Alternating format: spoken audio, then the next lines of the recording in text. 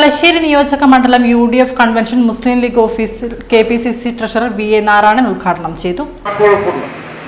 വലിയ ആയിരക്കണക്കിന് കോടി രൂപയുടെ അഴിമതി നടത്തിയ പിണറായി വിജയന്റെ നേതൃത്വത്തിലുള്ള ഗവൺമെന്റ്, അതുപോലെ തന്നെ പഴയ നമ്മുടെ നോട്ട് നിരോധന കാലത്ത് ഈ രാജ്യത്ത് എന്താണ് നടന്നത്?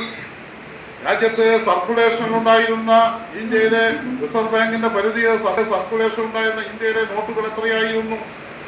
ആ നോട്ടുകൾ പിൻവലിച്ച് വന്ന മാർക്കറ്റിലേക്ക് ഷെഡ്യൂൾ ചെയ്ത നോട്ടുകൾ എത്രയായിരുന്നു?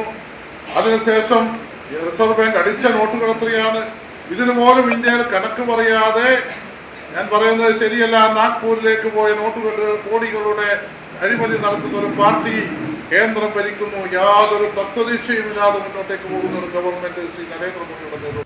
N. മഹമ്മൂദ് അധ്യക്ഷത വഹിച്ചു. UDF നേതാക്കളായ VN Jayaraj, Sajeev Maroli, AK Abootty Haji, Shanith Mekkunnu, MP Aravindakshan, Basheer Cheriyandi, advocate Shuhaib, Sulaiman കിടക്കയിൽ, K Khalid master, CKP Mammu, advocate CG Arun, Palakkal Sahir, Arya Hussain, K Suresh, സ്ഥാനാർത്ഥി സാജു KP എന്നിവർ പ്രസംഗിച്ചു.